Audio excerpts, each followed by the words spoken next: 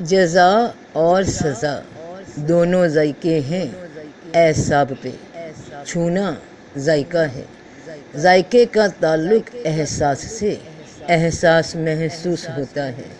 محسوس نفسیات پہ اثر کرتا ہے، یہ اثر اعصاب پہ ہوتا ہے۔ اعصاب اثر کے تحت کیفیت میں داخل ہوتے ہیں، وہ کیفیت چھا جاتی ہے اور پھر اس کیفیت کا ذائقہ انسان کو اپنے رو میں محسوس ہوتا ہے، اور پھر جیسا محسوس ہوتا ہے ویسے حالات انسان کو پیش آنے لگتے ہیں،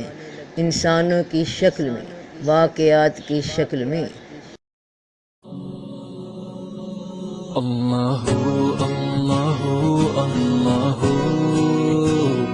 اللہ اللہ۔ اعوذ باللہ من الشیطان الرجیم، بسم اللہ الرحمن الرحیم۔ السلام علیکم ورحمۃ اللہ وبرکاتہ۔ رسول اللہ صلی اللہ علیہ وآلہ وسلم نے فرمایا، قریب ہے کہ گمراہ قومیں تمہارے خلاف اس طرح یلغار کریں گی جس طرح کھانے والے کھانے پہ ٹوٹ پڑتے ہیں۔ کسی نے عرض کیا، اس روز ہماری تعداد کم ہونے کی وجہ سے ایسا ہوگا؟ آپ صلی اللہ علیہ وآلہ وسلم نے فرمایا، نہیں، بلکہ اس روز تم زیادہ ہوگے، لیکن تم سیلاب کی جھاگ کی طرح ہوگے۔ اللہ تمہارے دشمنوں کے دلوں سے تمہاری ہیبت نکال دے گا اور تمہارے دل میں واہن ڈال دے گا۔ کسی نے عرض کیا، اللہ کے رسول، واہن کیا ہے؟ آپ صلی اللہ علیہ وآلہ وسلم نے فرمایا، دنیا سے محبت اور موت سے ڈر۔ ہر شے آہد سے شروع ہوتی ہے، اسے آہد میں ہی تلاش کرو تو ہر سوال کا جواب مل جاتا ہے۔ جب تک بات جمع میں ہو، دو یا دو سے زیادہ جتنے بھی بیان یا عمل یا سوچ، وہ انسان کو کنفیوز رکھتے ہیں کہ کون سا خیال درست ہوگا، کون سا عمل درست ہوگا، کیا فیصلہ کرنا چاہیے۔ تو خیالوں کو پرے کرتے جب آخری ایک خیال پہ، عہد پہ پہنچ جاؤ گے تو صحیح جواب پالو گے۔ اللہ نے انسان کو زمین پہ اتارا، زمین جسے ہم دنیا کہتے ہیں،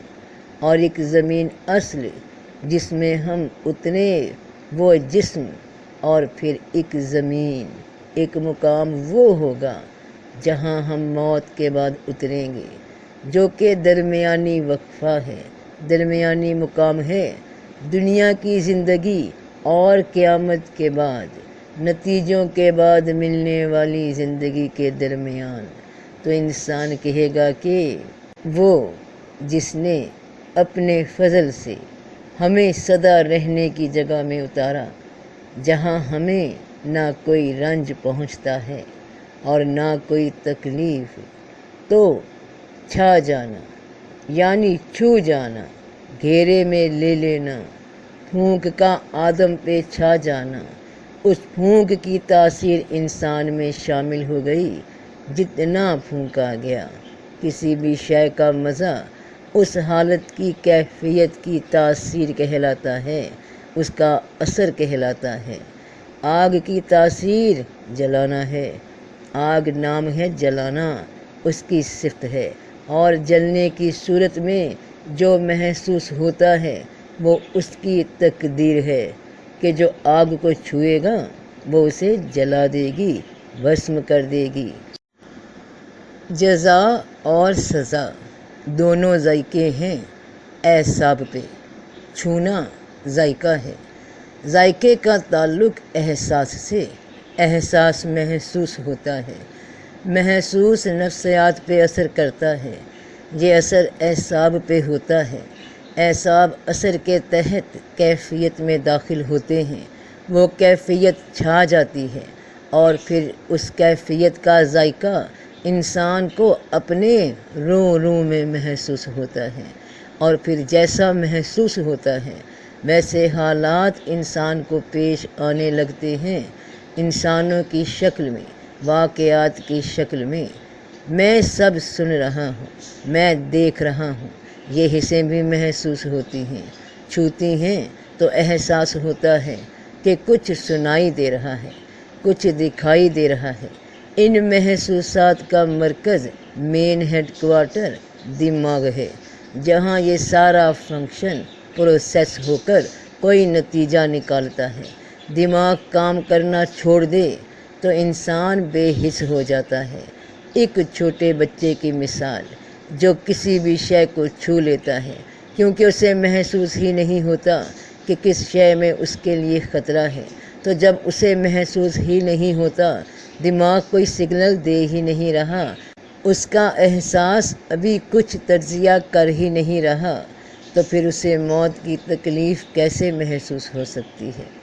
ایک معصوم بچہ جو اپنے بچپن ہی میں وفات پا جائے، جس کا ابھی کوئی گناہ نہیں، کوئی اپنی مرضی سے کیا عمل نہیں، تو اسے موت کے اس ذائقے کا کیا علم جسے ہم خوف کی شکل میں محسوس کرتے ہیں؟ تو ہم کیوں محسوس کرتے ہیں کہ کوئی بچہ یا بڑا وفات پا گیا تو اسے بڑی تکلیف تھی، کوئی بیماری میں تکلیف میں مبتلا تھا، کوئی ایکسیڈنٹ سے مرا، تو سوچتے ہیں موت بڑی بھیانک چیز ہے، موت کا خوف دل میں بیٹھ گیا۔ کیوں بیٹھ گیا؟ بات اب غور سے سمجھنا کہ ہم انسان تعلق رکھتے ہیں ظاہر کی دنیا سے،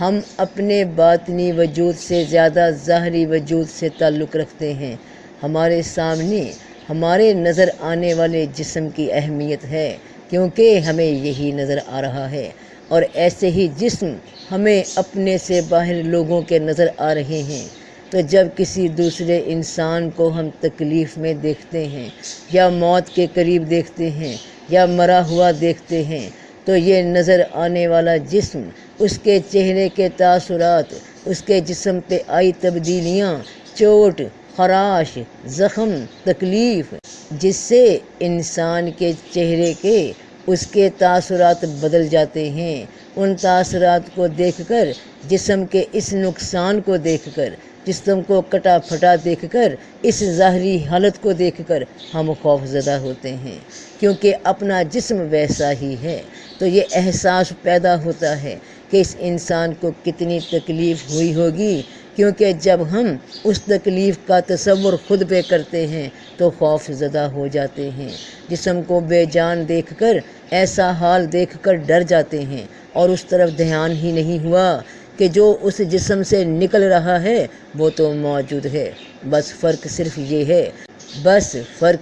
یہ ہے کہ اب اس جسم میں موجود نہیں، اس شاکلے میں موجود نہیں، اس حصار میں موجود نہیں جسے ہم دیکھ سکتے تھے، اور جیسے ہی جان جسم کو چھوڑتی ہے تو جسم کی حالت بگڑنے لگتی ہے، چہرے کے تاثرات بدلتے ہیں، جو عام طور پہ انسان تکلیف کی حالت میں ہی دیکھتا ہے، محسوس کرتا ہے، تو یہ سب اثرات انسان کے دل میں موت کا خوف پیدا کر دیتے ہیں، جبکہ انسان جو اس میں ہے وہ تو مرا ہی نہیں، اس پہ کیا بیت رہی ہے، بیت گئی ہے، وہ ہم نہیں دیکھ پاتے، کیونکہ جو دیکھ رہے ہیں وہ ظاہر کی آنکھ ہے، اور جس سے وہ نظر آنا ہے وہ حقیقت ہے، وہ باطنی آنکھ سے، دانائی سے، بصیرت کی آنکھ سے دکھتا ہے کہ موت وہ نہیں جسے تم موت سمجھتے ہو۔ ہم جسم کی بدلتی بگڑی حالت دیکھ کر خوف زدہ ہو جاتے ہیں اور اسی شے کو موت سمجھتے ہیں جو نظر آ رہی ہو، کیونکہ جسم کو ہی سب کچھ سمجھتے ہیں، اسی سے مانوس ہیں، اسی کے قریب ہیں، جبکہ جو قریب ہے وہ جسم سے الگ ہے، وہی ہے جو موت کے وقت جسم سے جدا ہو جاتا ہے، وہی ہے جو زندہ ہے اور زندگی کے روپ میں جسم میں داخل ہو کر اسے حرکت دیتا ہے، کہ موت کا تعلق جسم سے صرف اتنا ہے کہ اب انسان کی جان نے اس جسم نامی لباس کو بدلنا ہے، اب کہیں اور داخل ہونا ہے، کسی اور لباس میں اترنا ہے، تو موت جسم کو آتی ہی نہیں، بس ظاہری اس جسم کے لباس کو، اس جلد کی بدلی شکل دیکھ کر ہم ڈر جاتے ہیں کہ موت ہے، خوف آ گیا، جسم کا حلیہ بگڑ گیا، جبکہ اندر گیم کچھ اور ہے۔ ظاہری سوچ رکھنے والے بس اسے ہی خاتمہ سمجھتے ہیں کہ جسم ختم ہوا تو بندہ ختم ہوا،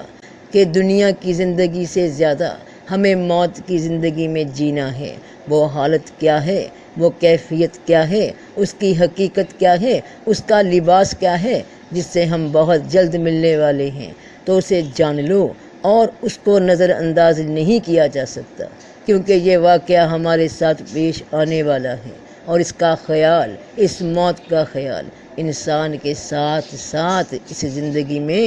رہتا ہے۔ سب کا بھلا، سب کی خیر، جیتے رہو بہن بھائیوں، بیٹے بیٹیوں، فی امان اللہ۔